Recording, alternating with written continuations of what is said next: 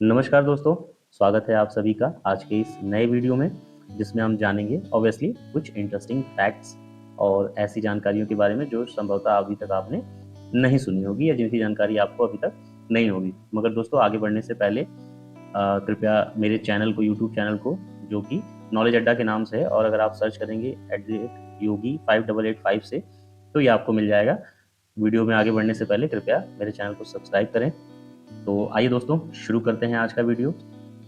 दोस्तों स्क्रीन पे जो आपको एक छोटी सी स्वॉर्ड फिश दिखाई दे रही है, जब ये छोटी होती है तो उंगलियों से भी छोटी होती है, मगर जब एक वयस्क स्वॉर्ड फिश जो होता है उसका वजन 450 किलो से 550 किलो तक होता है और इसकी लंबाई लगभग 450 सेंटीमीटर होती है। इसका जीवन काल टोटल 9 वर्षों का होता है। अन्य मछलियों की तरह ये झुंड में न तैरकर अकेले तैरती है, बल्कि ये अपने ही तरह की स्वॉर्ड फिश मछलियों से भी लगभग 10 मीटर की दूरी बनाकर रहती है। दोस्तों नोकिया कंपनी के बारे में हम सभी जानते हैं, जो कि आज किसी भी पहचान की मोहताज नहीं है। नोकिया कॉरपोरेशन की स्थापना जो है 1865 में फिनलैंड देश में बहुसंचार कंपनी के रूप में हुई थी।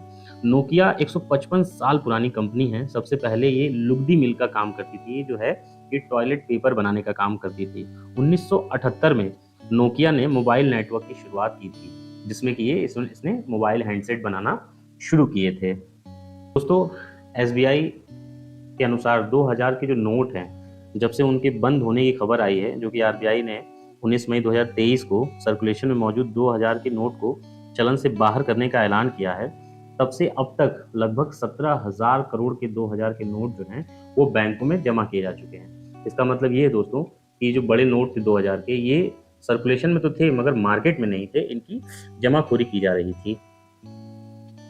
दोस्तों हर व्यक्ति जो है वो फ्लाइट में बैठने की इच्छा रखता है और अधिकतर लोगों ने फ्लाइट की यात्रा की भी है।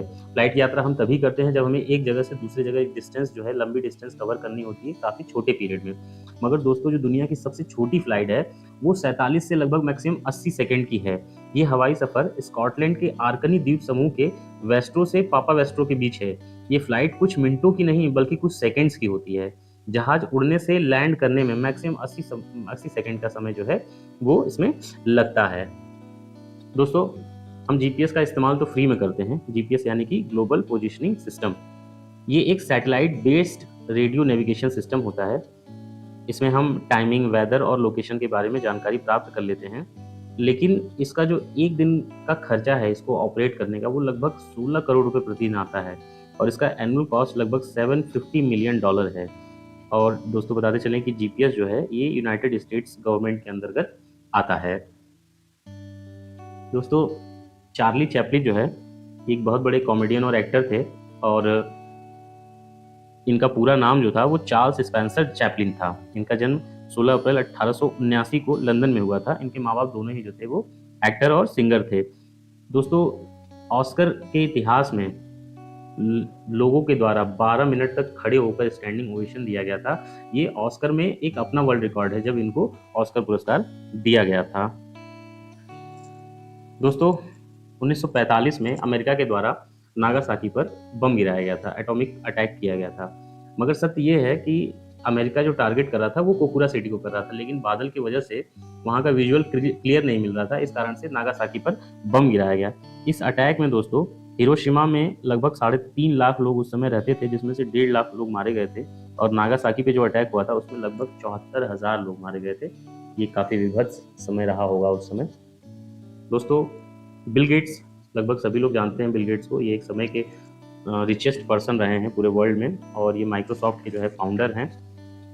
अमेरिका के सबसे बड़े किसान के रूप में इनको जाना भी जाता है, क्योंकि इनके पास लगभग 2,70,000 एकड़ खेत है। इन्होंने माइक्रोसॉफ्ट की स्थापना की थी और इनका जन्म जो है 28 अक्टूबर 1955 को वॉशिंगटन में हुआ था।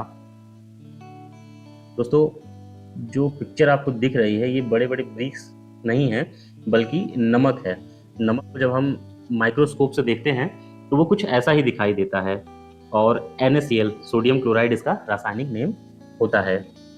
दोस्तों इस दुनिया में जितना भी सोना अभी तक खोद के निकाला गया है, जो एग्जिस्ट करता है, वो अफ्रीका के विटवाटेrsrand एक जगह है, यहाँ से लगभग इस आधे सोने की खुदाई की गई है।